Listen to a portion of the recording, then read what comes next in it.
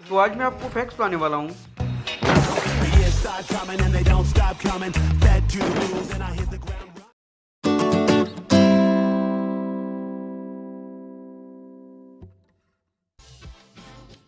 जब mirror Lord फरकाद से एक राजकुमारी को चुनने की कहता है तो फरकाद का जल्लाद फरकाद से नंबर 3 वाली राजकुमारी को चुनने की कहता है, वो भी पूरी 2 उंगलियां दिखाकर। और तभी लॉर्ड फरकाद अपने जल्लाद की बात मानकर नंबर 3 वाली राजकुमारी यानी कि फियोना को चुन लेता है। और फियोना का चुनना ही लॉर्ड फरकाद की मौत का कारण बना। यही होता है जब आप किसी जल्लाद की बात मानकर अपनी लाइफ के इंपॉर्टेंट डिसीजंस को लेते हैं। और तो और शाही जल्लाद जी को फरकाद की मौत के बाद जश्न मनाते हुए भी पाया गया। लॉर्ड फरकाद अपने फ्लैग में एक छोटा एफ यूज़ करता है, बिल्कुल अपनी हाइट की तरह। वैसे अगर आप ध्यान दें तो जो लॉर्ड फरकाद के फ्लैग पर एफ दिखता है वो बिल्कुल सिमिलर लगता है फेसबुक के एफ की तरह। वैसे तो ये मूवी फेसबुक के लॉन्च से कम 2 साल पहले आई थी, लेकिन तब भी अगर आप क्लोजली देखेंगे तो आप पाएंगे कि फ्लैग की कलर स्कीम भी फेसबुक से मिलती जुलती है।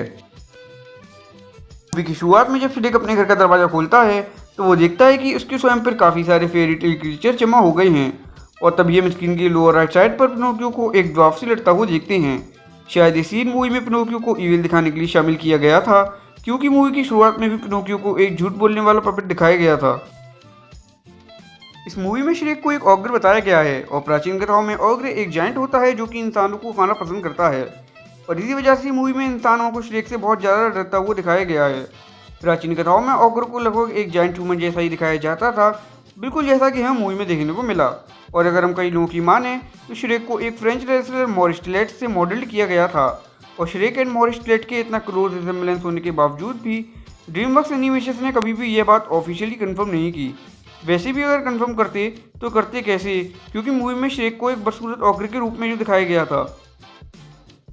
श्रेक मूवी को प्रोड्यूस होने में पूरे 4 साल लगे और इस मूवी के इतना ज़्यादा लेट होने का एक कारण क्रिस फार्ली भी थे, जो कि मूवी में श्रेक को अपनी आवाज़ देने वाले थे। लेकिन 1997 में उनका एक ड्रग ओवरडोज के कारण निधन हो गया और इसी वजह से उनकी रिकॉर्ड करी हुई लाइन्स को भी माइक मेयर्स को दोबारा रिकॉर्ड करना पड़ा श्रेक की आवाज़ देने के लिए। जब लॉर्ड फरकाद अपने बेडरूम में लेटे हुए होते हैं तब हमें उनके बेडरूम में एक बियर स्किन से बना हुआ रग देखने को मिलता है, जो कि देखने पर एक फीमेल बियर का लगता है। असल में ये फीमेल बियर फैमिली मेम्बर थी उन 2 बियर्स की, जो कि हमको मूवी की शुरुआत में एक पिंजड़े के अंदर देखने को मिली थी। और तो और हमें ये बियर श्रेक के स्वयं पर भी देखने को मिले, जो कि काफ़ी दुखी लग रहे थे। शायद उनके एक फैमिली मेम्बर के कम होने की वजह से वह दुखी थे, जिसका कि अब एक रग बन चुका है।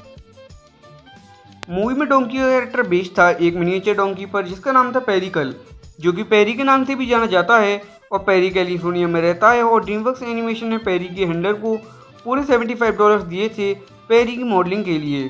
चलिए कम से कम ड्रीमवर्क्स ने कहीं तो क्रेडिट दिया। वैसे डोंकी के कैरेक्टर की ओरिजिन के पीछे एक पॉपुलर फैन थ्योरी कहती है कि ये एक पैरोडी वर्जन था ईओ डोंकी का, जो कि एक कैरेक्टर है डिज्नी के popular animated show Winnie the Pooh का।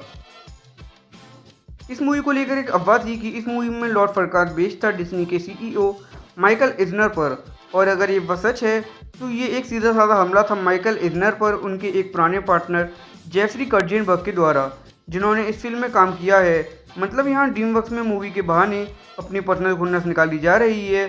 तो अगर आपको किसी पर खुन्नस निकालनी है तो ड्रीमवर्क्स स्टूडियो में आप उसकी शक्ल विलेन की शक्ल की जगह लगा सकती हैं।